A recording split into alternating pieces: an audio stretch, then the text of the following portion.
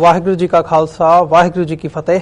America ਦੇ ਵਿੱਚ RCN ਤੇ ਸਪੈਕਟਰਮ ਕੇਬਲ ਰਾਹੀਂ, ਕੈਨੇਡਾ ਦੇ ਵਿੱਚੋਂ ਬੈਲ ਕੇਬਲ ਨੈਟਵਰਕ ਰਾਹੀਂ ਤੇ ਵਰਲਡ ਵਾਈਡ ਗਲੋਬਲ CPN, ਜਾਦੂ, ਸ਼ਾਵਾ TV, roku, TV84 ਦੀ ਵੈਬਸਾਈਟ ਤੋਂ ਆਨਲਾਈਨ ਸਟ੍ਰੀਮਿੰਗ ਜਾਂ ਫਿਰ ਫੇਸਬੁੱਕ ਰਾਹੀਂ ਸਾਡੇ ਨਾਲ ਜੁੜੇ ਹੋਏ ਸਾਰੇ ਦਰਸ਼ਕਾਂ ਦਾ ਮੈਂ ਅਮਰਵੀਰ ਸਿੰਘ ਅੱਜ ਦੇ ਪ੍ਰੋਗਰਾਮ ਵਿੱਚ ਤਹਿ ਦਿਲੋਂ ਸਵਾਗਤ ਕਰਦਾ। ਵਿਊਅਰਸ, ਜਿਵੇਂ ਕਿ ਤੁਸੀਂ ਸਾਰੇ ਜਾਣਦੇ ਹੋ ਕਿ ਪਿਛਲੇ ਇੱਕ ਹਫ਼ਤੇ ਤੋਂ ਜਦੋਂ ਤੋਂ ਭਾਰਤ ਦੇ ਵਿੱਚ ਆਜ਼ਾਦੀ ਦੇ ਜਸ਼ਨ ਮਨਾਉਣ ਦੀਆਂ ਜਿਹੜੀਆਂ ਤਿਆਰੀਆਂ ਸ਼ੁਰੂ ਹੋਈਆਂ ਸੀ, ਉਦੋਂ ਤੋਂ ਅਸੀਂ ਸਿੱਖ ਨੁਕਤਾ ਨਿਗਾਹ ਤੋਂ ਇਸ 15 ਅਗਸਤ ਭਾਰਤ ਦੇ ਆਜ਼ਾਦੀ ਦਿਵਸ ਦੀ ਜਿਹੜੀ ਹੈਗੀ ਹੈ ਉਸ ਬਾਰੇ, ਉਸ ਬਾਬਤ ਜਿਹੜੀ ਵਿਚਾਰ ਚਰਚਾ ਕਰਦੇ ਆ ਰਹੇ ਹਾਂ ਲਗਾਤਾਰ ਇਸ ਸ਼ੋਅ ਦੇ ਵਿੱਚ।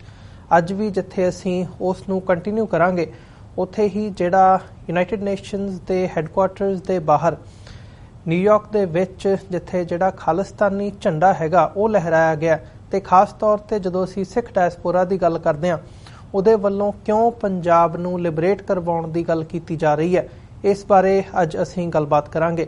ਸੋ ਸਿੱਖ ਡਾਇਸਪੋਰਾ ਦੇ ਵਿੱਚ ਜਿਹੜੀ ਇੱਕ ਅਹਿਮ ਜਥੇਬੰਦੀ ਹੈ ਅਕਾਲੀ ਦਲ ਅੰਮ੍ਰਿਤਸਰ, ਉਹਨਾਂ ਦੀਆਂ ਜਿਹੜੇ ਦੁਨੀਆ ਭਰ ਦੇ ਵਿੱਚ ਵੱਖੋ ਵੱਖਰੇ ਦੇਸ਼ਾਂ ਦੇ ਵਿੱਚ ਯੂਨਿਟਸ ਬਣੇ ਹੋਏ ਆ, ਉਹਨਾਂ ਦੀ international coordination committee Akali Dal Amritsar ਦੇ ਜਿਹੜੇ ਕੋਆਰਡੀਨੇਟਰ ਨੇ, ਇੱਥੋਂ ਅਮਰੀਕਾ ਦੀ ਅਕਾਲੀ ਦਲ ਅੰਮ੍ਰਿਤਸਰ ਦੀ ਯੂਨਿਟ ਦੇ ਕਨਵੀਨਰ ਸਰਦਾਰ ਬੂਟਾ ਸਿੰਘ ਖੜੌਦ, ਉਹ ਸਾਡੇ ਨਾਲ ਫੋਨ ਲਾਈਨ ਤੇ ਜੁੜ ਚੁੱਕੇ ਨੇ। ਆਓ ਉਹਨਾਂ ਨਾਲ ਮਿਲ ਕੇ ਅੱਜ ਦੀ ਵਿਚਾਰ ਚਰਚਾ ਦੀ ਸ਼ੁਰੂਆਤ ਕਰਦੇ ਹਾਂ। ਹਾਂਜੀ ਬੂਟਾ ਸਿੰਘ ਜੀ, ਤੁਹਾਡਾ ਸਵਾਗਤ ਹੈ ਜੀ ਅੱਜ ਦੇ ਪ੍ਰੋਗਰਾਮ ਦੇ ਵਿੱਚ। ਵਾਹਿਗੁਰੂ ਜੀ ਕਾ ਖਾਲਸਾ ਵਾਹਿਗੁਰੂ ਜੀ ਕੀ ਫਤਿਹ। ਵਾਹਿਗੁਰੂ ਜੀ ਕਾ ਖਾਲਸਾ ਵਾਹਿਗੁਰੂ ਜੀ ਕੀ ਫਤਿਹ। ਮੈਂ ਧੰਨਵਾਦੀ ਹਾਂ ਤੁਹਾਡਾ ਸਾਰਿਆਂ ਦਾ, ਟੈਲੀਵਿਜ਼ਨ 84 ਦਾ, ਜਿਹੜੇ ਸਮੇਂ-ਸਮੇਂ ਤੇ ਸਿੱਖਾਂ ਦੀ ਆਵਾਜ਼ ਨੂੰ ਬੁਲੰਦ ਕਰਦੇ ਰਹਿੰਦੇ ਹਨ। ਜੀ ਬੂਟਾ ਸਿੰਘ ਜੀ, ਸਾਰਿਆਂ ਤੋਂ ਪਹਿਲਾਂ ਤਾਂ ਅਸੀਂ ਗੱਲ ਕਰੀਏ ਇਸ 15 ਅਗਸਤ ਦੇ ਦਿਨ ਜਿਹੜਾ ਖਾਲਿਸਤਾਨੀ ਝੰਡਾ ਇੱਥੇ ਯੂਨਾਈਟਿਡ ਨੇਸ਼ਨਸ ਦੇ ਹੈੱਡਕੁਆਰਟਰਸ ਦੇ ਬਾਹਰ ਲਹਿਰਾਇਆ ਗਿਆ, ਉਸ ਬਾਬਤ ਤੁਸੀਂ ਵੀ ਉੱਥੇ ਉਸ ਸਮਾਗਮ ਦੇ ਵਿੱਚ, ਉਸ ਫਰੀਡਮ ਰੈਲੀ ਦੇ ਵਿੱਚ ਮੌਜੂਦ ਸੀ। ਕੀ ਕਹਿਣਾ ਚਾਹੋਗੇ ਉਸ ਬਾਰੇ? ਤੇ ਜਦੋਂ ਅਸੀਂ ਸਿੱਖ ਡਾਇਸਪੋਰਾ ਦੀ ਨੁਕਤਾ ਨਿਗਾਹ ਤੋਂ ਦੇਖਦੇ ਹਾਂ, ਜਿਹੜੀ ਸਟਰਗਲ 1950 ਦੇ ਵਿੱਚ 15 ਅਗਸਤ ਨੂੰ ਕਾਲਾ ਦਿਵਸ ਦੇ ਵਜੋਂ ਮਨਾਉਣ ਦੇ ਤੌਰ ਤੇ ਸ਼ੁਰੂ ਹੋਈ ਸੀ, ਉਹ ਅੱਜ ਇੱਕ ਫਰੀਡਮ ਰੈਲੀ ਦੇ ਰੂਪ ਦੇ ਵਿੱਚ ਸਾਹਮਣੇ ਦੇਖਣ ਨੂੰ ਮਿਲ ਰਹੀ ਹੈ। ਜਦੋਂ ਡਾਇਸਪੋਰਾ ਦੇ ਹਵਾਲੇ ਨਾਲ ਗੱਲ ਕਰਦੇ ਹਾਂ ਤਾਂ ਕੀ ਕਹਿਣਾ ਚਾਹੋਗੇ ਇਸ ਬਾਬਤ? ਦੇਖੋ, ਇਸ ਤਰ੍ਹਾਂ ਹੈ ਕਿ 1984 ਤੋਂ ਬਾਅਦ ਜਿਹੜਾ ਸਿੱਖਾਂ ਨੂੰ ਭਾਰਤ ਦੇਸ਼ ਛੱਡ ਕੇ ਬਾਹਰ ਆਉਣਾ ਪਿਆ, ਤੇ ਬਾਹਰ ਆ ਕੇ ਸਿੱਖਾਂ ਨੇ ਆਪਣੇ ਆਪ ਨੂੰ ਇੰਨਾ ਕੁ ਤਕੜਾ ਕਰ ਲਿਆ। ਜੇ ਅੱਜ ਬਾਹਰਲਾ ਡਾਇਸਪੋਰਾ ਤਕੜਾ ਹੈ ਤੇ ਉਹਨੂੰ ਅਵੇਅਰਨੈਸ ਹੈ, ਤੇ ਉਹਨੇ ਹਿੰਦ ਹਕੂਮਤ ਦੇ ਕਿਸੇ ਨਾ ਕਿਸੇ ਰੂਪ ਦੇ ਵਿੱਚ ਹਮੇਸ਼ਾ ਨੱਕ 'ਚ ਦਮ ਕਰਕੇ ਰੱਖਿਆ ਜੀ। ਜਿਹੜਾ 15 ਅਗਸਤ ਨੂੰ ਯੂਨਾਈਟਿਡ ਨੇਸ਼ਨ ਦੇ ਸਾਹਮਣੇ ਪ੍ਰੋਟੈਸਟ ਮਾਰਚ ਹੋਇਆ ਤੇ ਜਿਹਦੇ ਵਿੱਚ ਖਾਲਿਸਤਾਨੀ ਝੰਡਾ ਵੀ ਚੜਾਇਆ ਗਿਆ, ਮੈਂ ਸਮਝਦਾ ਕਿ ਈਸਟ ਕੋਸਟ ਦਾ ਕੋਈ ਵੀ ਸਿੱਖ ਐਕਟੀਵਿਸਟ ਉਸ ਦਿਨ ਘਰ ਵਿੱਚ ਨਹੀਂ ਸੀ ਬੈਠਾ। ਮੈਂ ਸਾਰੇ ਪਾਸੇ ਨਿਗਾਹ ਮਾਰ ਰਿਹਾ ਸੀ, ਸਾਰੇ ਸਿੱਖ ਐਕਟੀਵਿਸਟ, ਗੁਰਦੁਆਰਾ ਪ੍ਰਬੰਧਕ ਕਮੇਟੀਆਂ ਤੇ ਜਥੇਬੰਦੀਆਂ ਉਸ ਟਾਈਮ ਮੌਜੂਦ ਸਨ ਜਦੋਂ ਖਾਲਿਸਤਾਨ ਦਾ ਝੰਡਾ ਯੂਨਾਈਟਿਡ ਨੇਸ਼ਨ ਦੇ ਸਾਹਮਣੇ ਲਹਿਰਾਇਆ ਗਿਆ ਜੀ। ਸਾਡੇ ਲਈ ਬਹੁਤ ਮਾਣ ਵਾਲੀ ਗੱਲ ਹੋਊਗੀ, ਜਿੱਥੇ ਕੋਈ 200 ਮੁਲਕਾਂ ਦੇ ਝੰਡੇ ਯੂਨਾਈਟਿਡ ਨੇਸ਼ਨ ਦੇ ਸਾਹਮਣੇ ਝੂਲਦੇ ਨੇ। ਇਹ ਗੁਰੂ ਦਾ ਖਾਲਸਾ ਇੱਕ ਦਿਨ ਜ਼ਰੂਰ ਆਪਣਾ ਝੰਡਾ ਉਹਨਾਂ ਝੰਡਿਆਂ ਦੇ ਵਿੱਚ ਦਰਜ ਕਰਾਊਗਾ। ਮੈਨੂੰ ਯਕੀਨ ਹੈ, ਮੈਨੂੰ ਵਿਸ਼ਵਾਸ ਹੈ। ਮੈਂ ਜਿੰਨੀ ਕੁ ਵੀ ਸਿੱਖ ਹਿਸਟਰੀ ਪੜ੍ਹੀ ਆ ਜਾਂ ਦੁਨੀਆ ਦੇ ਹੋਰ ਰੈਵੋਲੂਸ਼ਨ ਪੜ੍ਹੇ ਨੇ, ਸਿੱਖਾਂ ਦਾ ਇੱਕ ਵੇਕਲਾ ਹੀ ਰੈਵੋਲੂਸ਼ਨ ਰਿਹਾ, ਔਰ ਜਦੋਂ ਵੀ ਇਹਨਾਂ ਨੇ ਕਿਸੇ ਗੱਲ ਨੂੰ ਫੜਿਆ ਉਹਨੂੰ ਕਦੇ ਵਿਚਾਲਿਓ ਨਹੀਂ ਛੱਡਿਆ ਕਿ ਸਾਡਾ ਇੱਕ ਦਿਨ ਜ਼ਰੂਰ ਨੇਸ਼ਨ ਬਣੂਗਾ। ਮੈਂ ਥੋੜਾ ਪਿੱਛਾ ਜਾਣਾ ਚਾਹੁੰਦਾ ਕਿ ਸਿੱਖ ਕਦੇ ਵੀ ਰਾਜ ਭਾਗ ਲਿਸ ਨਹੀਂ ਰਹੇ ਹੈਗੇ ਜੀ। ਬਾਬਾ ਬੰਦਾ ਸਿੰਘ ਬਹਾਦਰ ਦਾ ਰਾਜ ਭਾਗ ਸਿੱਖਾਂ ਨੇ ਵੇਖਿਆ, ਉਸ ਤੋਂ ਬਾਅਦ ਮਿਸਲਾਂ ਦਾ ਰਾਜ ਭਾਗ ਵੇਖਿਆ। ਭਾਵੇਂ 6ਵੇਂ ਪਾਤਸ਼ਾਹ ਨੇ ਇਹ ਕੌਮ ਨੂੰ ਕੰਪਲੀਟ ਰਾਜ ਭਾਗ ਲਈ ਕਾਇਮ ਕਰ ਦਿੱਤਾ ਸੀ, ਤੇ 10ਵੇਂ ਪਾਤਸ਼ਾਹ ਨੇ ਇਹਨੂੰ ਕੰਪਲੀਟ ਕੌਮ ਤੇ ਨੇਸ਼ਨ ਦਾ ਰੂਪ ਦੇ ਦਿੱਤਾ ਸੀ। ਜੇ ਤੁਸੀਂ 1999 ਤੋਂ ਦੇਖੋ ਕਿ ਸਿੱਖਾਂ ਨੇ ਕਦੇ ਵੀ ਇਹ ਗੁਲਾਮੀ ਨੂੰ ਨੇੜੇ ਲੱਗਣ ਨਹੀਂ ਦਿੱਤਾ। ਭਾਵੇਂ ਗੁਰੂ ਨਾਨਕ ਸਾਹਿਬ ਪਾਤਸ਼ਾਹ ਨੇ ਇਹ ਹਾਰਾ ਨਾਰਾ ਆਜ਼ਾਦੀ ਦਾ ਮਾਰ ਦਿੱਤਾ ਸੀ, ਪਰ ਸਮੇਂ-ਸਮੇਂ ਦੇ ਉੱਤੇ ਚੱਲਦਾ ਰਿਹਾ। ਪਰ ਕਲਗੀਧਰ ਪਾਤਸ਼ਾਹ ਨੇ ਜਦੋਂ ਖਾਲਸੇ ਦੀ ਕੰਪਲੀਟ ਸਾਜਨਾ ਕਰ ਦਿੱਤੀ, ਭਾਵੇਂ ਸਾਨੂੰ ਇੱਕ ਸਦੀ ਲੱਗੀ ਇਹਨੂੰ ਕੰਪਲੀਟ ਰਾਜ ਭਾਗ ਲਿਆਉਣ ਨੂੰ, ਲਾਹੌਰ ਦਾ ਸਰਕਾਰੀ ਖਾਲਸਾ, ਦਰਬਾਰੀ ਖਾਲਸਾ ਲਿਆਉਣ ਵਾਸਤੇ। ਮੈਂ ਜਦੋਂ ਪਿਛਲੇ ਸਾਲ ਪਾਕਿਸਤਾਨ ਮੈਨੂੰ ਜਾਣ ਦਾ ਮੌਕਾ ਮਿਲਿਆ ਗੁਰੂ ਨਾਨਕ ਸਾਹਿਬ ਦੇ ਜਨਮ ਦਿਨ ਤੇ, ਜਦੋਂ ਮੈਂ ਲਾਹੌਰ ਦੇ ਕਿਲੇ ਵਿੱਚ ਗਿਆ ਤੇ ਉਹ ਸਾਰੀ ਪਿਕਚਰ ਮੇਰੀਆਂ ਅੱਖਾਂ ਦੇ ਸਾਹਮਣੇ ਘੁੰਮ ਰਹੀ ਸੀ ਜੋ ਮੈਂ ਪੜ੍ਹਿਆ ਸੀਗਾ। ਸੋ ਜਿਹੜੇ ਸਿੱਖ ਨੇ ਜਾਂ ਸਿੱਖ ਇੱਕ ਨੇਸ਼ਨ, ਸਿੱਖਾਂ ਦਾ ਇੱਕ ਨੇਸ਼ਨ ਹੈ, ਸਿੱਖ ਇੱਕ ਕੌਮ ਹੈ। 1947 ਤੋਂ ਪਹਿਲਾਂ ਅੰਗਰੇਜ਼ਾਂ ਨੇ 3 ਕੌਮਾਂ ਚੱਕੀਆਂ ਸਨ, ਮੁਸਲਮਾਨ, ਹਿੰਦੂ ਤੇ ਸਿੱਖ। ਤੇ 15 ਅਗਸਤ ਨੂੰ ਹਿੰਦੁਸਤਾਨ ਆਜ਼ਾਦ ਹੋ ਗਿਆ, 14 ਅਗਸਤ ਨੂੰ ਪਾਕਿਸਤਾਨ ਬਣ ਗਿਆ ਜੀ। ਇਸ ਮਾਈਗ੍ਰੇਸ਼ਨ ਦੁਨੀਆ ਦੀ ਸਭ ਤੋਂ ਵੱਡੀ ਮਾਈਗ੍ਰੇਸ਼ਨ ਹੋਈ। 10 ਲੱਖ ਤੋਂ ਵੱਧ ਲੋਕਾਂ ਦਾ ਆਪਸ ਵਿੱਚ ਕਤਲੇਆਮ ਕਰਾਇਆ। ਸ਼ੈਤਾਨ ਬ੍ਰਾਹਮਣ ਨੇ ਦੋਨੇ ਮਾਰਸ਼ਲ ਕੌਮਾਂ ਨੂੰ ਲੜਾ ਦਿੱਤਾ ਆਪਸ ਵਿੱਚ, ਜਿਨ੍ਹਾਂ ਦਾ ਸਦੀਆਂ ਪੁਰਾਣਾ ਪਿਆਰ ਸੀਗਾ ਜੀ। ਸਾਡੇ ਬਜ਼ੁਰਗਾਂ ਨੇ ਇਹਨਾਂ ਬ੍ਰਾਹਮਣਾਂ ਦੇ ਉੱਤੇ ਵਿਸ਼ਵਾਸ ਕਰਕੇ ਆਪਣੀ ਕਿਸਮਤ ਨੂੰ ਹਿੰਦੁਸਤਾਨ ਦੇ ਨਾਲ ਜੋੜ ਦਿੱਤਾ, ਇਹਨਾਂ ਦੇ ਵਾਅਦਿਆਂ ਦੇ ਉੱਤੇ। ਜਦੋਂ ਮਾਸਟਰ ਤਾਰਾ ਸਿੰਘ ਨੇ ਨਹਿਰੂ ਨੂੰ ਸਾਰਾ ਕੁਝ ਯਾਦ ਕਰਾਇਆ, ਮੈਂ ਸਮਝਦਾ ਕਿ ਉਹ ਪਹਿਲੇ ਸਿਆਸੀ ਲੀਡਰ ਸਨ ਜਿਨ੍ਹਾਂ ਨੂੰ 1949 ਦੇ ਵਿੱਚ ਜੇਲ੍ਹ ਵਿੱਚ ਡੱਕਿਆ ਗਿਆ। ਪਹਿਲੇ ਹਿੰਦੁਸਤਾਨ ਦੇ ਸਿਆਸੀ ਲੀਡਰ ਸਨ। 1950 ਦੇ ਵਿੱਚ ਸੰਵਿਧਾਨ ਲਿਖਿਆ ਗਿਆ। ਜਦੋਂ ਸੰਵਿਧਾਨ ਨੇ ਕਿਹਾ ਕਿ you are part of Hindu 2020 article ਦੇ ਮੁਤਾਬਕ, ਉਸ ਟਾਈਮ ਦੇ 2 ਸਾਡੇ ਨੁਮਾਇੰਦੇ ਸਰਦਾਰ ਕਪੂਰ ਸਿੰਘ ਤੇ ਭੁਪਿੰਦਰ ਸਿੰਘ ਮਾਨ ਦੋਨੇ ਵਾਕਆਊਟ ਕਰ ਗਏ। ਅੱਜ ਤੱਕ ਇੰਡੀਅਨ ਕਨਸਟੀਟਿਊਸ਼ਨ ਦੇ ਉੱਤੇ ਕਿਸੇ ਵੀ ਸਿੱਖ ਨੁਮਾਇੰਦੇ ਦੇ ਸਾਈਨ ਨਹੀਂ ਹਨ। ਉਹ ਤੋਂ ਬਾਅਦ ਚੱਲੀ ਗੱਲ ਕਿ ਹਿੰਦੁਸਤਾਨ ਦੇ ਵਿੱਚ ਬੋਲੀ ਦੇ ਆਧਾਰ ਦੇ ਉੱਤੇ ਸੂਬੇ ਬਣਾਏ ਗਏ।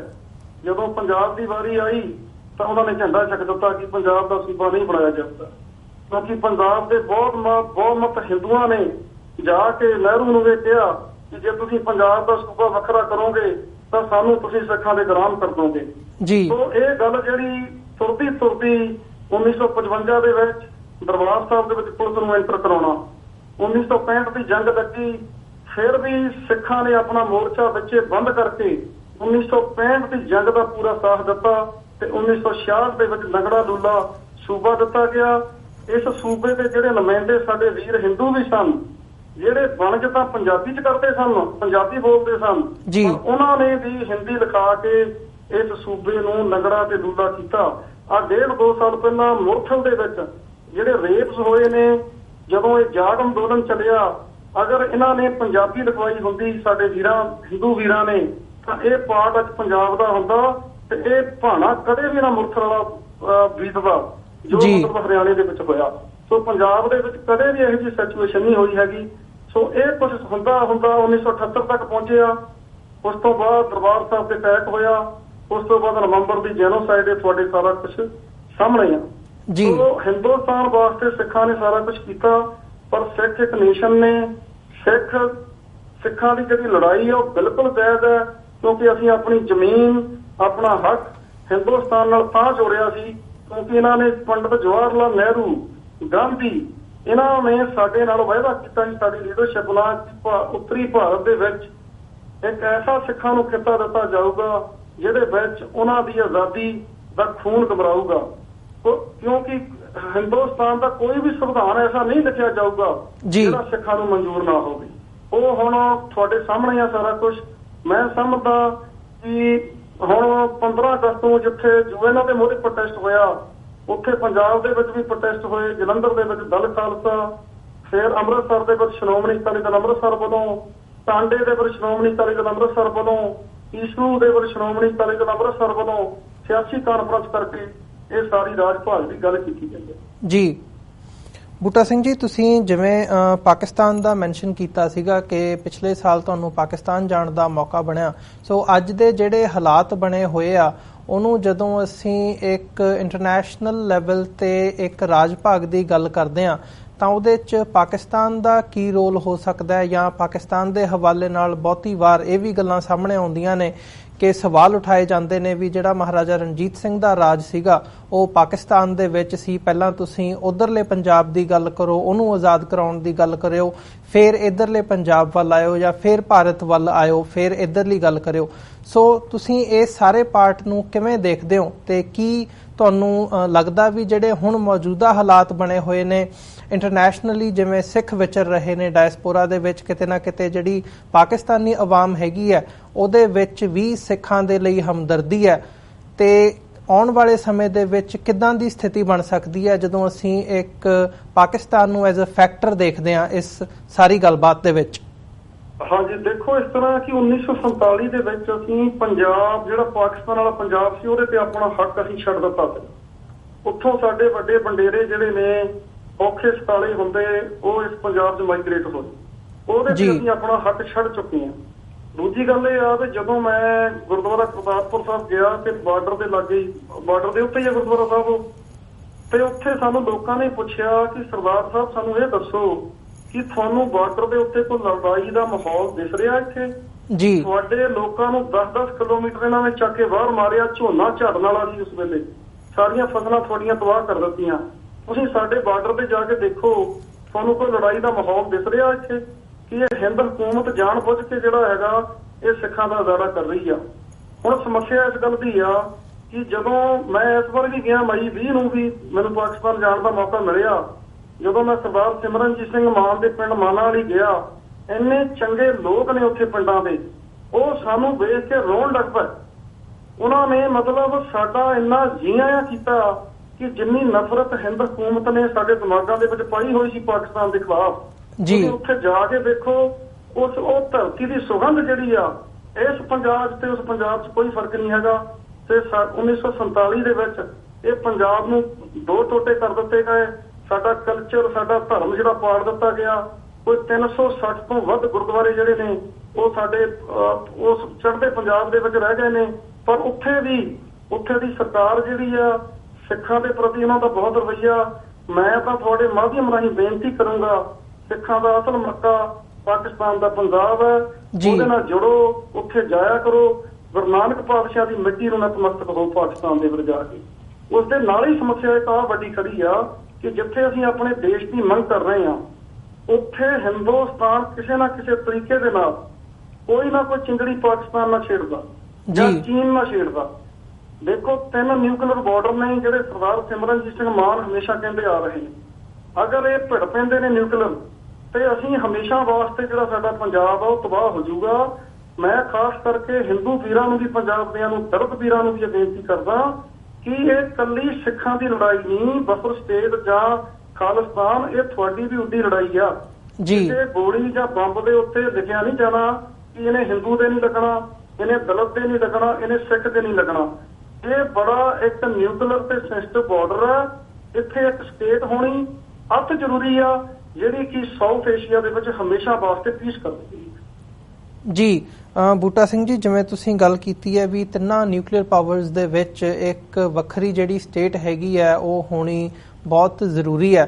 ਸੋ ਅੱਜ ਦੇ ਜਿਹੜੇ ਹਾਲਾਤ ਬਣੇ ਹੋਏ ਨੇ, ਖਾਸ ਤੌਰ ਤੇ ਜਦੋਂ ਅਸੀਂ ਭਾਰਤ ਦੇ ਵਿੱਚ ਗੱਲ ਕਰਦੇ ਹਾਂ, ਜਦੋਂ ਤੋਂ ਨਰਿੰਦਰ ਮੋਦੀ ਦੀ ਜਿਹੜੀ ਸਰਕਾਰ ਹੈਗੀ ਹੈ ਉਹ ਹੋਂਦ ਦੇ ਵਿੱਚ ਆਈ ਹੈ, ਕਿਤੇ ਨਾ ਕਿਤੇ ਉਹਨਾਂ ਵੱਲੋਂ, ਉਹਨਾਂ ਦੇ ਜਿਹੜਾ ਗਰਾਊਂਡ ਪੱਧਰ ਦਾ ਕਾਡਰ ਹੈਗਾ ਉਹਦੇ ਵੱਲੋਂ ਜਿਹੜੀਆਂ ਹਿੰਦੂਤਵਾ ਦੀਆਂ ਨੀਤੀਆਂ ਨੇ, ਹਿੰਦੁਸਤਾਨ ਨੂੰ ਮੁੱਖ ਰੱਖਦਿਆਂ ਹੋਇਆਂ ਉਹ ਲਾਗੂ ਕੀਤੀਆਂ ਜਾ ਰਹੀਆਂ ਨੇ। ਮਾਈਨੋਰਿਟੀਜ਼ ਨੂੰ, ਸਿੱਖਾਂ ਨੂੰ, ਮੁਸਲਮਾਨਾਂ ਨੂੰ, ਦਲਿਤਾਂ ਨੂੰ ਸਿੱਧੇ ਢੰਗ ਨਾਲ ਟਾਰਗੇਟ ਕੀਤਾ ਜਾ ਰਿਹਾ ਹੈ।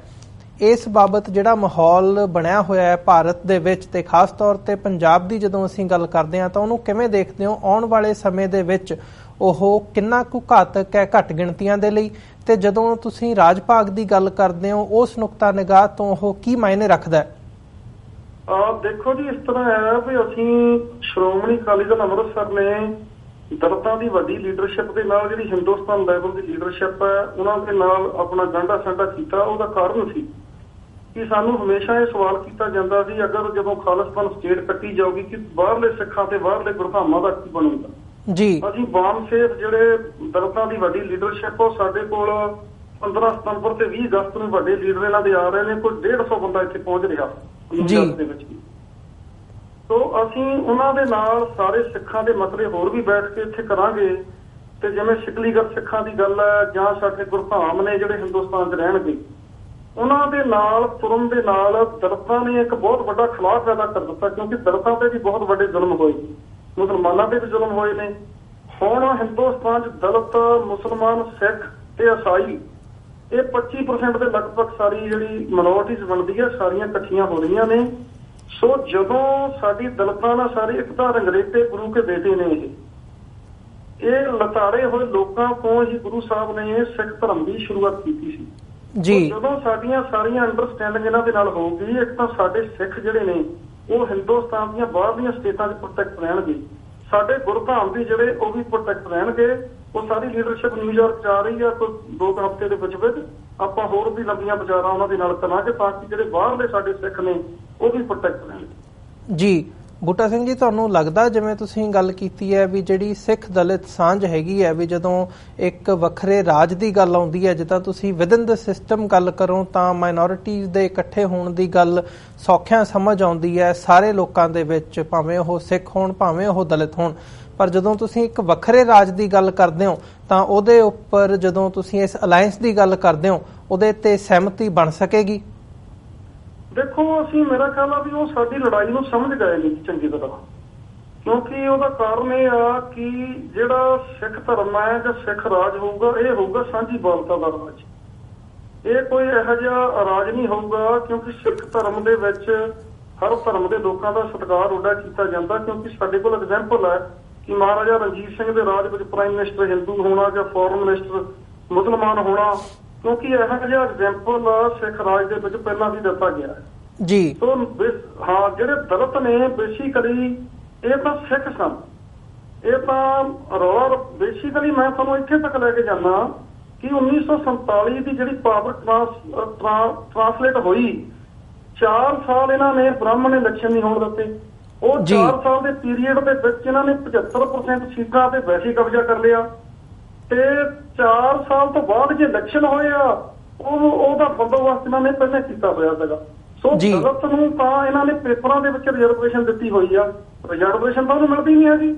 ਸੋ ਦਲਿਤਾਂ ਨੇ ਇੱਕ ਬਹੁਤ ਵੱਡਾ ਖਿਲਾਫ ਪੈਦਾ ਕੀਤਾ ਹੋਇਆ। ਮੇਰਾ ਖਿਆਲ ਹੈ ਵੀ ਜਿਹੜਾ ਦਲਿਤ ਹੈ ਉਹ ਸਾਡੀ ਲੜਾਈ ਨੂੰ ਚੰਗੀ ਤਰ੍ਹਾਂ ਸਮਝਦਾ। ਅਸੀਂ ਇੱਕ ਵੱਖਰੇ ਨੇਸ਼ਨ ਦੀ ਲੜਾਈ ਲੜ ਰਹੇ ਹਾਂ, ਉਹ ਭਾਰਤ ਵਿੱਚ ਆਪਣੀ ਲੜਾਈ ਲੜਨ, ਅਸੀਂ ਉਹਨਾਂ ਦੀ ਭਾਰਤ ਵਿੱਚ ਸਪੋਰਟ ਕਰਾਂਗੇ, ਉਹ ਸਾਡੀ ਪੰਜਾਬ ਵਿੱਚ ਸਪੋਰਟ ਕਰਨ, ਚਾਹੇ ਉਹਨੂੰ ਬੇਗਮਪੁਰਾ ਖਾਲਸਾ ਰਾਜ ਕਹਿਣ, ਚਾਹੇ ਅਸੀਂ ਉਹਨੂੰ ਖਾਲਿਸਤਾਨ ਕਹੀਏ। ਮੇਰਾ ਖਿਆਲ ਇਹਦੇ ਵਿੱਚ ਉਹਨਾਂ ਨੂੰ ਕੋਈ ਵੀ ਸਮੱਸਿਆ ਨਹੀਂ ਆ ਜੀ। ਬੂਟਾ ਸਿੰਘ ਜੀ, ਦੁਬਾਰਾ ਫਿਰ ਅਸੀਂ ਡਾਇਸਪੋਰਾ ਦੇ ਵੱਲ ਆਈਏ। ਜਿਹੜੀਆਂ ਜਥੇਬੰਦੀਆਂ ਇੱਥੇ ਕੰਮ ਕਰ ਰਹੀਆਂ ਨੇ ਡਾਇਸਪੋਰਾ ਦੇ ਵਿੱਚ, ਉਹ ਯੂਰਪ ਦੇ ਵਿੱਚ ਹੋਣ ਜਾਂ ਨਾਰਥ ਅਮਰੀਕਾ ਦੇ ਵਿੱਚ ਹੋਣ ਜਾਂ ਆਸਟ੍ਰੇਲੀਆ ਦੇ ਵਿੱਚ ਹੋਣ, ਇਹਨਾਂ ਦੀ ਜਿਹੜੀ 84 ਤੋਂ ਬਾਅਦ ਦੀ ਜਿਹੜੀ ਸਟਰਗਲ ਹੈਗੀ ਹੈ ਉਹਨਾਂ ਨੂੰ ਤੁਸੀਂ ਕਿਵੇਂ ਵਾਚਦੇ ਹੋ? ਅਸੀਂ 84 ਤੋਂ ਬਾਅਦ ਜਦੋਂ ਖਾਲਿਸਤਾਨ ਦੀ ਗੱਲ ਪ੍ਰਬਲਤਾ ਦੇ ਨਾਲ ਸਾਹਮਣੇ ਆਈ ਹੈ ਤੇ ਅੱਜ ਅਸੀਂ ਕਿੱਥੇ ਕੁ ਆਣ ਖਲੋਤੇ ਹਾਂ, ਇਹ ਜਿਹੜੀ ਸਟਰਗਲ ਹੈ ਸਿੱਖ ਡਾਇਸਪੋਰਾ ਦੇ ਹਵਾਲੇ ਨਾਲ ਕਿੰਨੀ ਕੁ ਸਕਸੈਸਫੁਲ ਸਮਝਦੇ ਹੋ? ਮੈਂ ਦੇਖਦਾ ਜੀ ਵੀ ਇਹ ਭਾਵੇਂ 1992 ਤੋਂ ਬਾਅਦ ਇਹਨਾਂ ਨੇ ਜਿਹੜਾ ਸਾਡੀ ਸਟਰਗਲ ਨੂੰ ਕੁਚਲਣ ਦੀ ਕੋਸ਼ਿਸ਼ ਕੀਤੀ, ਪਰ ਕਿਸੇ ਨਾ ਕਿਸੇ ਰੂਪ ਦੇ ਵਿੱਚ ਉਹ ਪੋਲੀਟੀਕਲੀ ਸਰਦਾਰ ਸਿਮਰਨਜੀਤ ਸਿੰਘ ਮਾਨ ਨੇ ਹੁਣ ਤੱਕ ਚਲਾਈ ਹੋਈ ਆ। ਭਾਵੇਂ ਸਾਨੂੰ ਅਦਾਲਤ ਨੂੰ ਵੀ ਇਹ ਗੱਲ ਕਹਿਣੀ ਪਏਗੀ, ਖਾਲਿਸਤਾਨ ਦੀ ਗੱਲ ਕੀਤੀ ਜਾ ਸਕਦੀ ਆ। ਪੰਜਾਬ ਦਾ ਕੋਈ ਪਿੰਡ ਕੋਈ ਕਸਬਾ ਇਸ ਵੇਲੇ ਨਹੀਂ ਹੈਗਾ ਜਿੱਥੇ ਖਾਲਿਸਤਾਨ ਦੀ ਗੱਲ ਨਹੀਂ ਕੀਤੀ ਜਾਂਦੀ। ਜਿੱਥੇ ਤੱਕ ਡਾਇਸਪੋਰਾ ਦੀ ਗੱਲ ਹੈ, diaspora is non stop. Diaspora ਤਾਂ ਕਦੇ ਸਟਾਪ ਕੀਤਾ ਨਹੀਂ ਉਹਨੇ ਕਿ ਉਹਨੇ ਸਿੱਖ ਸਟਰਗਲ ਦੀ ਗੱਲ ਨਹੀਂ ਕੀਤੀ ਆ। ਸਿੱਖ ਡਾਇਸਪੋਰਾ ਨੇ ਇਹ ਗੱਲ ਅੱਜ ਇੰਟਰਨੈਸ਼ਨਲ ਲੈਵਲ ਤੇ, ਚਾਹੇ ਤੋਂ ਅਮਰੀਕਾ ਵਰਗਾ ਵੱਡਾ ਮੁਲਕ ਹੈ, ਕੈਨੇਡਾ, ਇੰਗਲੈਂਡ, ਆਸਟ੍ਰੇਲੀਆ, ਫਰਾਂਸ, ਦੁਨੀਆ ਦਾ ਕੋਈ ਐਸਾ ਵੱਡਾ ਮੁਲਕ ਨਹੀਂ ਜਿਹਨੂੰ ਸਿੱਖ ਡਾਇਸਪੋਰਾ ਨੇ ਨਹੀਂ ਦੱਸ ਦਿੱਤਾ ਸਿੱਖ ਕੀ ਮੰਗਦੇ ਨੇ, ਸਿੱਖ ਕੀ ਚਾਹੁੰਦੇ ਨੇ। ਸਿੱਖ ਇੱਕ ਵੱਖਰੇ ਨੇਸ਼ਨ ਦੀ ਗੱਲ ਕਰ ਰਹੇ ਨੇ। ਮੈਂ ਤੁਹਾਨੂੰ ਇੱਥੇ ਤੱਕ ਦੱਸਦਾ ਕਿ ਆ 2 ਸਾਲ ਪਹਿਲਾਂ ਰਿਚਰਡ ਵਰਮਾ ਆਪਣਾ ਸਾਲ 1.5 ਸਾਲ ਪਹਿਲਾਂ ਅੰਬੈਸਡਰ ਸੀ ਇੰਡੀਆ ਦੇ ਵਿੱਚ, ਅਮਰੀਕਾ ਦਾ ਅੰਬੈਸਡਰ ਜਿਹੜਾ ਜੀ। ਸਾਡੇ ਕਿਸੇ ਸਿੰਘ ਨੇ ਇੱਥੋਂ ਜਦੋਂ ਪੰਜਾਬ ਜਾਣਾ ਸੀ ਤਾਂ ਇੱਥੋਂ ਸਟੇਟ ਸੈਨੇਟਰ ਨੇ ਲੈਟਰ ਲਿਖਿਆ ਉਹਨੂੰ ਕਿ ਮੇਰਾ ਸਿਟੀਜ਼ਨ ਜਿਹੜਾ ਸਾਡਾ ਅਮਰੀਕਾ ਦਾ ਸਿਟੀਜ਼ਨ ਵਿਜ਼ਿਟ ਕਰਨ ਜਾ ਰਿਹਾ ਪੰਜਾਬ ਦੇ ਵਿੱਚ ਤੇ ਉੱਥੇ ਫੇਕ ਕੇਸ ਬਣਾਏ ਜਾ ਰਹੇ ਨੇ ਜੀ। ਇਹ ਸਰਬੱਤ ਖਾਲਸਾ ਹੋ ਕੇ ਹਟਿਆ ਸੀ। ਉਹਦੀ ਜਿਹੜੀ ਚਿੱਠੀ ਵਾਪਸ ਸੈਨੇਟਰ ਨੂੰ ਇਹ ਸੀਗੀ, ਉਹਨੇ ਕਿਹਾ ਜੀ ਜਿਨ੍ਹਾਂ ਨੇ ਵੀ ਵਿਜ਼ਿਟ ਕਰਨਾ ਉਹ ਮੇਰੇ ਧਿਆਨ ਚ ਆਉਣ, ਉਹ ਆਪਣੀ ਰਜਿਸਟ੍ਰੇਸ਼ਨ ਕਰਾਉਣ ਮੈਸੀ ਦੇ ਵਿੱਚ। ਔਰ ਪੰਜਾਬ ਦੇ ਵਿੱਚ ਇੱਕ ਸੈਪਰੇਟ ਨੇਸ਼ਨ ਦੀ ਗੱਲ ਚੱਲ ਰਹੀ ਆ। ਇਹ ਅਮਰੀਕਾ ਦਾ ਅੰਬੈਸਡਰ ਜਿਹੜਾ ਬੈਠਾ ਇੰਡੀਆ ਦੇ ਵਿੱਚ ਰਿਚਰਡ ਵਰਮਾ ਲਿਖ ਰਿਹਾ ਅੰਬੈਸਡਰ ਆਪਣੇ ਸੈਨੇਟਰ ਨੂੰ, ਫੈਡਰਲ ਦੇ ਸੈਨੇਟਰ ਨੂੰ, ਇੱਕ ਸੈਪਰੇਟ ਨੇਸ਼ਨ ਦੀ ਗੱਲ ਚੱਲ ਰਹੀ ਆ ਪੰਜਾਬ ਦੇ ਵਿੱਚ। ਹੋ ਸਕਦਾ ਉੱਥੇ ਕੇਸ ਬਣ ਸਕਦੇ ਨੇ, ਪਰ ਬੰਦਾ ਜੋ ਵੀ ਇੱਥੋਂ ਜਾਊਗਾ ਜਿਹੜਾ ਜਾਵੇ ਪਰ ਉਹ ਸਾਡੇ ਧਿਆਨ ਵਿੱਚ ਹੋ ਕੇ ਉੱਥੇ ਜਾਵੇ ਜੀ। ਦੁਨੀਆ ਸਾਰੀ ਨੂੰ ਡਾਇਸਪੋਰਾ ਸਿੱਖ ਨੇ ਦੱਸ ਦਿੱਤਾ ਕਿ ਸਾਨੂੰ ਕੀ ਚਾਹੀਦਾ। ਸਾਡੇ ਤੇ ਜ਼ੁਲਮ ਹੋਏ ਨੇ, ਇਹ ਸਾਰੇ ਜ਼ੁਲਮਾਂ ਦੀ ਦਾਸਤਾਨ ਜਿਹੜੀ ਆ ਡਾਇਸਪੋਰਾ ਸਿੱਖ ਨੇ ਦਰਜ ਕਰਾ ਦਿੱਤੀ ਹੈ ਦੁਨੀਆ ਦੇ ਰਿਕਾਰਡ ਵਿੱਚ ਜੀ। ਬੂਟਾ ਸਿੰਘ ਜੀ, ਇਸੇ ਦੇ ਨਾਲ ਜਿਹੜੀਆਂ ਡਿਵੀਜ਼ਨਸ ਕਿਤੇ ਨਾ ਕਿਤੇ ਪੰਜਾਬ ਦੇ ਵਿੱਚ ਜਦੋਂ ਜਥੇਬੰਦੀਆਂ ਦੀਆਂ ਦੇਖਣ ਨੂੰ ਮਿਲਦੀਆਂ ਨੇ, ਆਪਸ ਦੇ ਵਿੱਚ ਇੱਕ ਖਟਾਸ ਦਾ ਮਾਹੌਲ ਦੇਖਣ ਨੂੰ ਮਿਲਦਾ, ਤੁਹਾਨੂੰ ਲੱਗਦਾ ਵੀ ਡਾਇਸਪੋਰਾ ਉਹਨੂੰ ਓਵਰਕਮ ਕਰਦਿਆਂ ਇਕੱਠਿਆਂ ਇੱਕ ਯੂਨਿਟ ਦੇ ਤੌਰ ਤੇ ਕੰਮ ਕਰਦਿਆਂ ਇਸ ਲਾਈਨ ਨੂੰ ਅੱਗੇ ਟੋ ਕਰ ਸਕਦਾ ਹੈ? ਮੈਂ ਸਮਝਦਾ ਕਿ ਕੋਈ ਦੁਨੀਆ ਦਾ ਐਸਾ ਕੰਮ ਨਹੀਂ ਜਿਹੜਾ ਸਿੱਖ ਨਹੀਂ ਕਰ ਸਕਦੇ। ਕੋਈ ਵੀ ਮਿਨੀਮਮ ਪ੍ਰੋਗਰਾਮ ਨਾ ਕੀਤਾ ਜਾ ਸਕਦਾ। ਤੁਹਾਡੇ ਸਾਹਮਣੇ 15 ਅਗਸਤ ਦਾ ਪ੍ਰੋਗਰਾਮ ਜਿਹੜਾ ਆਪਾਂ ਕੀਤਾ, ਸਾਰੀਆਂ ਜਥੇਬੰਦੀਆਂ ਨੇ ਰਲ ਮਿਲ ਕੇ ਕੀਤਾ ਔਰ ਉਹਦਾ ਚੰਗਾ ਮੈਸੇਜ ਗਿਆ। ਬਾਕੀ ਥੋੜੀ ਬਹੁਤੀ ਖਿੱਚੋਤਾਣ ਆਪੋ ਭਾਈ ਸਿੱਖਾਂ ਦੇ ਵਿੱਚ ਰਹੀ ਆ। ਮੇਰਾ ਖਿਆਲ ਆ ਵੀ ਸਾਰੇ ਹੁਣ ਆਪਾਂ ਚੰਗੀ ਤਰ੍ਹਾਂ ਸਮਝ ਗਏ ਆ। ਸਾਨੂੰ ਸਾਰਿਆਂ ਨੂੰ ਧਿਆਨ ਦੇਣ ਦੀ ਲੋੜ ਆ ਇਸ ਪਾਸੇ।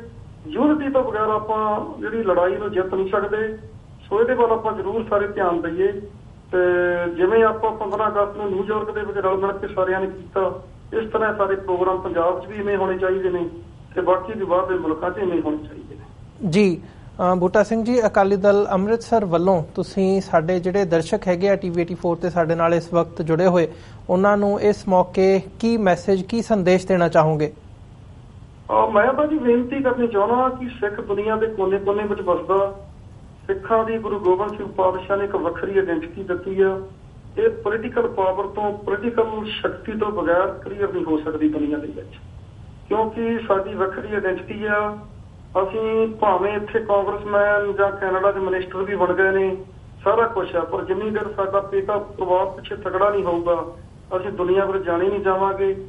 ਸੋ ਚਾਹੇ ਸਿੱਖ ਕਾਂਗਰਸ 'ਚ ਨੇ, ਚਾਹੇ ਬਾਦਲ ਦਲ 'ਚ ਨੇ, ਚਾਹੇ ਕਾਮਰੇਡ ਨੇ, ਚਾਹੇ ਆਪ 'ਚ ਨੇ, ਜਦੋਂ ਦਿੱਲੀ ਦੇ ਵਿੱਚ ਜੈਨੋਸਾਈਡ ਹੋਇਆ ਕਿਸੇ ਨੇ ਨਹੀਂ ਵੇਖਿਆ ਇਹ ਕਾਮਰੇਡ ਆ, ਇਹ ਕਾਂਗਰਸੀ ਆ, ਇਹ ਬਾਦਲ ਦਲੀ ਆ।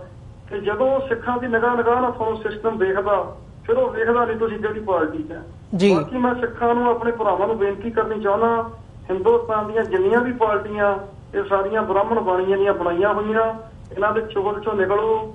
ਇਹ ਕਾਂਗਰਸ ਦੀ ਬਾਣੀਆਂ ਦੀ ਬਣਾਈ ਹੋਈ ਆ, ਇਹ BJP ਦੀ ਬਾਹਮਣਾਂ ਦੀ ਬਣਾਈ ਹੋਈ ਹੈ। ਦੋਨੇ ਕਾਮਰੇਡ ਪਾਰਟੀਆਂ ਉਹ ਵੀ ਬਾਹਮਣ ਦੀਆਂ ਬਣਾਈਆਂ ਹੋਈਆਂ। ਤ੍ਰਿਣਮੂਲ ਕਾਂਗਰਸ ਉਹ ਵੀ ਬਾਹਮਣਾਂ ਦੀ ਬਣਾਈ ਹੋਈ ਆ। ਆਪ ਵਾਲੀ ਵੀ ਬਾਣੀਆਂ ਦੀ ਬਣਾਈ ਹੋਈ ਆ। ਆਓ ਆਪਾਂ ਆਪਣੀ ਸਿੱਖਾਂ ਦੀ ਪਾਰਟੀ ਜਿਹੜੀ ਸਿੱਖ ਹੱਕਾਂ ਲਈ ਲੜਦੀ ਆ ਉਹਨੂੰ ਤਕੜਾ ਕਰੀਏ ਤੇ ਆਪਣਾ ਨੇਸ਼ਨ ਦੁਨੀਆ 'ਚ ਬਣਾਈਏ, ਦੁਨੀਆ ਦੇ ਹਾਣੀ ਬਣੀਏ। ਸਾਡੇ ਬੱਚੇ ਵੀ ਸਕੂਲਾਂ ਦੇ ਵਿੱਚ ਧੌਣ ਉੱਚੀ ਕਰਕੇ ਕਹਿ ਸਕਣ ਕਿ ਸਾਡਾ ਵੀ ਕੋਈ ਪਿੱਛੇ ਨੇਸ਼ਨ ਹੈ, ਜਿੱਥੇ ਸਾਡੇ ਧਰਮ ਦਾ ਜਨਮ ਹੋਇਆ, ਜਿੱਥੇ ਸਾਡੇ ਬਜ਼ੁਰਗਾਂ ਦਾ ਜਨਮ ਹੋਇਆ। ਸੋ ਮੇਰੀ ਬਈ ਬੇਨਤੀ ਆ ਜੀ। ਬੂਟਾ ਸਿੰਘ ਜੀ, ਤੁਹਾਡਾ ਬਹੁਤ ਬਹੁਤ ਧੰਨਵਾਦ। ਇਸ ਸਾਰੇ ਇਸ਼ੂ ਦੇ ਉੱਪਰ ਤੁਸੀਂ ਆਪਣਾ ਸਮਾਂ ਕੱਢਿਆ ਤੇ ਸਾਡੇ ਨਾਲ ਦਰਸ਼ਕਾਂ ਦੇ ਨਾਲ ਵਿਚਾਰਾਂ ਦੀ ਸਾਂਝ ਪਾਈ ਹੈ। ਅੱਜ ਦੇ ਸ਼ੋਅ ਦੇ ਵਿੱਚ ਤੁਹਾਡੇ ਕੋਲੋਂ ਇੱਥੇ ਹੀ ਇਜਾਜ਼ਤ ਚਾਹਾਂਗੇ ਜੀ। ਬਹੁਤ ਬਹੁਤ ਧੰਨਵਾਦ ਤੁਹਾਡਾ। ਵਾਹਿਗੁਰੂ ਜੀ ਕਾ ਖਾਲਸਾ, ਵਾਹਿਗੁਰੂ ਜੀ ਕੀ ਫਤਿਹ। ਵਿਊਅਰਸ, ਇਹ ਸਨ ਸ਼੍ਰੋਮਣੀ ਅਕਾਲੀ ਦਲ ਅੰਮ੍ਰਿਤਸਰ ਦੀ ਅਮਰੀਕਾ ਯੂਨਿਟ ਦੇ ਕਨਵੀਨਰ ਸਰਦਾਰ ਬੂਟਾ ਸਿੰਘ ਖੜੌਦ। ਉਮੀਦ ਕਰਦੇ ਹਾਂ ਕਿ ਅੱਜ ਦੀ ਜਿਹੜੀ ਸਾਡੀ ਗੱਲਬਾਤ ਸੀ ਇਹਨਾਂ ਦੇ ਨਾਲ ਉਹ ਤੁਹਾਨੂੰ ਪਸੰਦ ਆਈ ਹੋਵੇਗੀ। ਤੇ ਜਾਂਦੇ ਜਾਂਦੇ ਮੈਂ ਤੁਹਾਡੇ ਚਰਨਾਂ ਦੇ ਵਿੱਚ ਵੀ ਬੇਨਤੀ ਕਰਦੇ ਹਾਂ ਕਿ TV 84 ਨੂੰ ਅੱਗੇ ਵਧਾਉਣ ਦੇ ਲਈ, ਚੱਲਦਾ ਰੱਖਣ ਦੇ ਲਈ ਸਾਨੂੰ ਤੁਹਾਡੀ ਸਹਾਇਤਾ ਦੀ ਲੋੜ ਹੈ। TV 84 ਨੂੰ ਡੋਨੇਟ ਕਰਨ ਦੇ ਲਈ ਤੁਸੀਂ ਸਾਡੀ ਵੈਬਸਾਈਟ www.tv84.tv ਤੇ ਜਾ ਕੇ ਸਾਨੂੰ ਡੋਨੇਟ ਕਰ ਸਕਦੇ ਹੋ ਤੇ ਮੰਥਲੀ ਡੋਨੇਸ਼ਨਸ ਦੇ ਲਈ ਪਲੈਜ ਕਰ ਸਕਦੇ ਹੋ। ਜੇ ਚੈੱਕ ਰਾਹੀਂ ਸਾਨੂੰ ਡੋਨੇਟ ਕਰਨਾ ਚਾਹੁੰਦੇ ਹੋ ਤਾਂ TV 84 ਦੇ ਨਾਮ ਦਾ ਚੈੱਕ ਬਣਾ ਕੇ ਤੁਸੀਂ ਸਾਨੂੰ ਸਾਡੇ ਐਡਰੈਸ ਤੇ ਮੇਲ ਕਰ ਸਕਦੇ ਹੋ। 3601 37th ਐਵਨਿਊ, ਲੌਂਗ ਆਈਲੈਂਡ ਸਿਟੀ, ਨਿਊਯਾਰਕ 11101। ਵੈਬਸਾਈਟ ਮੈਂ ਇੱਕ ਵਾਰ ਫਿਰ ਰਿਪੀਟ ਕਰ ਦਿਆਂ, www.tv84.tv। ਵਿਊਅਰਸ, ਇਸੇ ਦੇ ਨਾਲ ਜਿਹੜਾ ਅੱਜ ਦਾ ਪ੍ਰੋਗਰਾਮ ਹੈ ਉਹ ਅਸੀਂ ਇੱਥੇ ਹੀ ਸਮਾਪਤ ਕਰਦੇ ਹਾਂ। ਕੱਲ੍ਹ ਨੂੰ ਦੁਬਾਰਾ ਤੁਹਾਡੇ ਨਾਲ ਫਿਰ ਮੁਲਾਕਾਤ ਹੋਵੇਗੀ ਕਿਸੇ ਨਵੇਂ ਇਸ਼ੂ ਦੇ ਉੱਪਰ। ਤਦ ਤੱਕ ਲਈ ਇਜਾਜ਼ਤ ਦਿਓ ਜੀ। ਵਾਹਿਗੁਰੂ ਜੀ ਕਾ ਖਾਲਸਾ, ਵਾਹਿਗੁਰੂ ਜੀ ਕੀ ਫਤਿਹ।